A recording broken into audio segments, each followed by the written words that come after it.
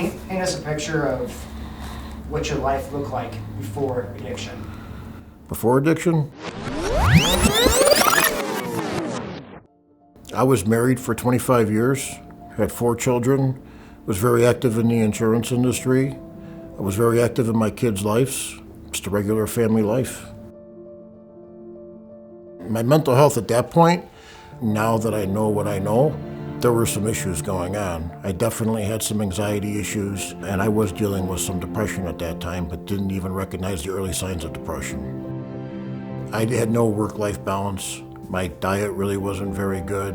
I started to drink more, and exercise really was non-existent. And as a result of that, I developed a neck and back issue that led me down the path to see a surgeon. He referred me to a pain management doctor, and from there, that pain management doctor introduced me to prescription pain medication. One thing I learned very quick was not only did it help me with the physical pain, but I realized that if I took an extra pill or two, it certainly felt easier to cope with the stresses of life. But hindsight looking back at it, I was becoming physically and really mentally addicted.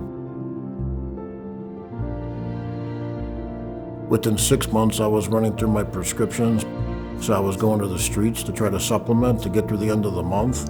It's almost like being trapped in a prison. It's a terrible way to live. I was messed up at work on fentanyl patches. I couldn't get any more. Physical sickness was starting to set in. I was just sick and tired of being sick and tired. And I literally drove myself from the office on my lunch break to the train tracks in Westmont, and I would walk to the train tracks, and I literally was going to jump in front of a train. And when I put my wallet down and looked up, I was surrounded by first responders, which to this day I still don't even know how they got there so quickly.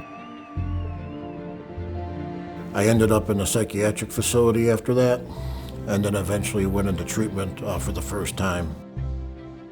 They teach you that strength, willpower, and self-knowledge isn't necessarily going to get you through, for long-term sobriety.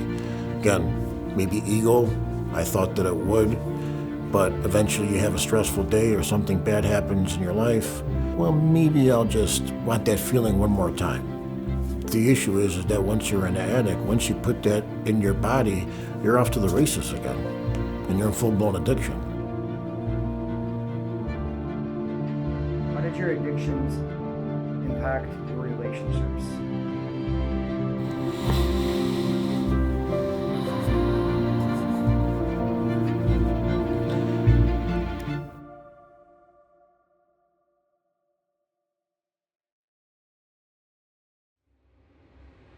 And when she filed for divorce, that's when another relapse occurred. And that's when things escalated to a whole other level. Almost like a death wish, doing drugs and drinking very recklessly. And I was involved in a car accident. And my head went through the windshield and I woke up on a ventilator in the hospital.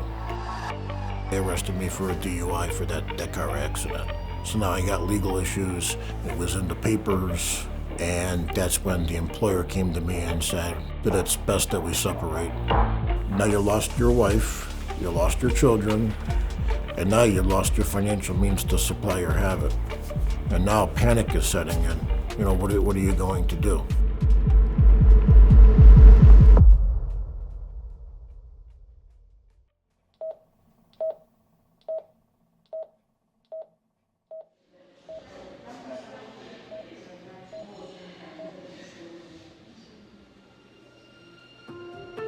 They rounded us up all one day, and they said, you're going to hear a speaker. You're going to hear a speaker from NAMI. So this gentleman comes in the room, and when he starts telling his story, it literally felt like he was speaking to me. Here he is, he beat his addictions.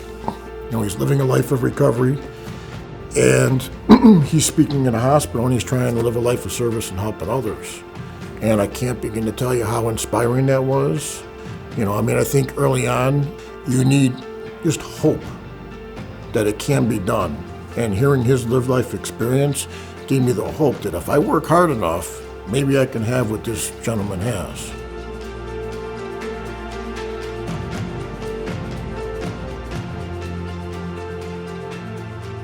Now I was meeting people that had similar conditions to me.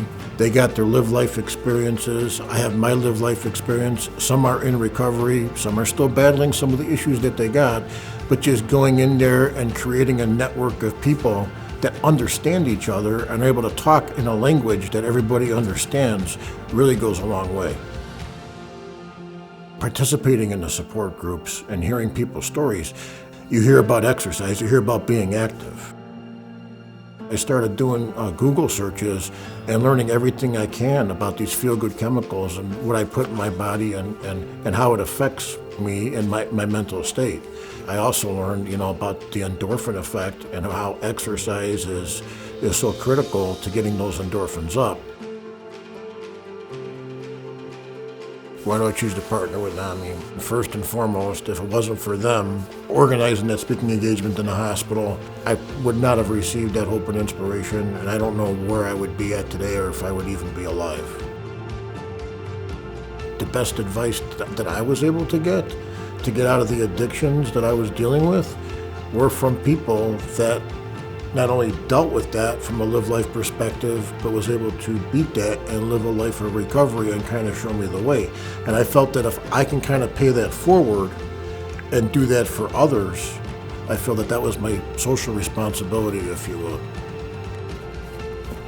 From being at the top of my career to now, I guess the biggest thing that's changed is I was money driven, thought that meant success.